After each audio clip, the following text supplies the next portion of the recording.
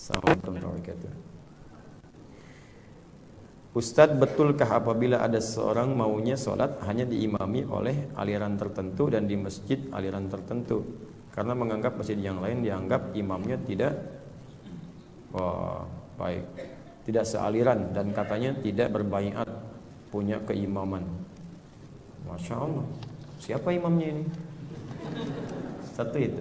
Kedua, siapa yang mengangkat dia jadi imam? Yang kedua itu. Yang ketiga, sejak kapan dia jadi imam? Itu poinnya. Tolong jawab dulu pertanyaan saya itu. Kalau sudah terjawab, baru kita bisa ketahui aliran-aliran asal-usulnya. Nabi itu nggak aneh-aneh kok. Ya, masjid sesuai ketentuan, syaratnya ada, tempatnya ada. Bahkan kalaupun tak ada bangunan atap dan sebagainya, tempatnya suci. Ju'ilatul ardili wali ummati masjidan tahura. Kalau Anda nggak menemukan tempat-tempat yang berlindung, tempat-tempat yang tersekat, maka bumi itu sepanjang terbebas dari najis-najis jadi suci, bisa digunakan untuk sholat. Jelas ya? Tuh, jadi masjid itu terbuka gitu. Nah, kalau sekarang kita menemukan tempat seperti ini bagus, indah, masya Allah, maka itu bagian dari masjid, sah, suci, kita bisa anggap baik, nggak ada masalah. Ini kemungkinan besar ada aliran-aliran tertentu dengan pemahaman tertentu. Ya, yang boleh jadi pemahamannya tidak berdasarkan pemahaman yang dipahami oleh mayoritas umat Islam pada umumnya. Maka Nabi sudah jauh-jauh hari mengingatkan fenomena seperti ini. Kalau Anda mendapati aliran seperti ini, maka berpeganglah dengan Al-Quran dan Sunnah dan Al-Jamaah. Al-Jamaah, lihat mayoritasnya. Apalagi kalau sudah beda-beda tertentu. Ya, kalau nggak baiat sama saya, maka syahadatnya belum sah. Pertanyaan saya, Anda baiat sama siapa? Hah? Dan siapa yang membaiat Anda? Sejak kapan Anda jadi khalifah? Sejak kapan Anda jadi imam? Ya kan? Bagaimana status yang lainnya? Anda baru lahir kemarin sore, usia baru 50 tahun, udah jadi imam. Pertanyaan saya, yang angkat Anda siapa? Lu sebelum Anda semuanya kafir semua. Itu kan sederhana aja. Datang aliran seperti ini pernah datang. Seperti ini hendaknya saya kira dihindari. Ini biasanya aliran-aliran tertentu yang terdampak oleh situasi-situasi lingkungan, baik politik atau ekonomi atau keadaan tertentu sehingga melahirkan aliran semacam ini. Sudah banyak ini. Dari sejak munculnya fitnah kubra atau bahkan wafatnya Nabi sallallahu alaihi wasallam, sudah banyak aliran-aliran yang kata Nabi dari sejak Nabi hidup harus diwaspadai. Nah, contoh di Jawa ini, di Jawa saja sebelum ada Nusantara, sebelum ada Indonesia, itu pendiri Nahdlatul Ulama Syekh Muhammad Hashim bin Asy'ari dalam kitabnya Risalah Ahlussunnah wal Jamaah. Saya hadirkan yang ulama lokal rasa internasional ya. Itu untuk pengingat gitu ya, pengingat. Kalau yang lain kitab ulama-ulama luar banyak sekali.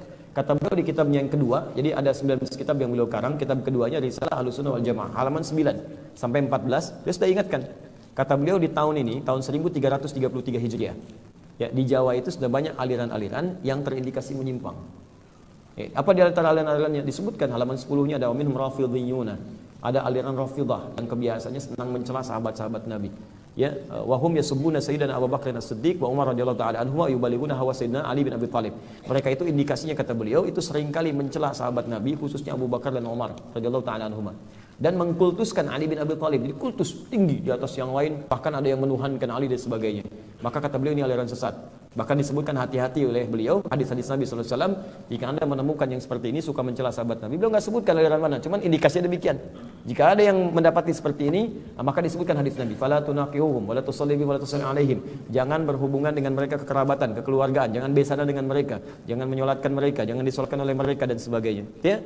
Nah, biasanya aliran-aliran semacam ini juga itu kalau sholat tempat-tempat yang selain mereka itu dianggapnya kurang sempurna.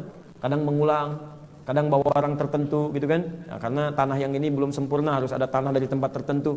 Sejak kapan begitu? Nabi aja ke Madinah nggak pernah bawa tanah Mekah. Anda bayangkan, Nabi ke Madinah nggak pernah bawa tanah Mekah. Nabi ke Badar, sholat di Badar nggak pernah bawa tanah Madinah. Ini Anda ke Indonesia ngapain bawa tanah dari tempat-tempat tertentu? Kebayang nggak? Sederhana aja lah, nggak usah tinggi-tinggi. Gak usah sekolah sampai S3 kemudian menyimpulkan sesuatu, gak usah. Yang sederhana aja. Nabi setakwa-takwanya Nabi gak pernah pindah ke tempat lain bawa tanah Mekah. Itu hal semacam. Jadi hati-hati ya pada aliran semacam ini. Lama-lama nanti Anda diminta infak gitu. Ya ujung-ujungnya ke situ paling-paling. Minta infak, kumpulin Anda yang kerja, kan? Dia yang naik dan sebagainya. Jadi saran saya jauhilah yang seperti itu. Yang standar-standar saja, yang biasa-biasa. Ya. Baik. Makanya kata beliau kalau menemukan yang seperti ini jauhi, itu aliran sesat. Anda datang, tampilannya mungkin seperti yang lain, pakai kayak kiai, panggilannya kiai gitu kan, pakai jubah, ya pakai misalnya sorban, pakai macam-macam. Lihat dulu, tiba-tiba waktu sholat adzan bunyi, Allahu Akbar, dia nggak sholat. Anda tanya, Pak Kiai sudah adzan nggak sholat dulu? Wah, kalau ibu masih latihan. Kalau saya rohnya sholat, jasadnya ada di sini. Oh, masya Allah. Kata Kiai Hasim sesat. Kiai Hasim yang bilang tuh sesat itu, hati-hati, sesat ya. Gak peduli mau jubahnya selebar Batman kayak gimana, pokoknya nggak bisa. Jelas ya?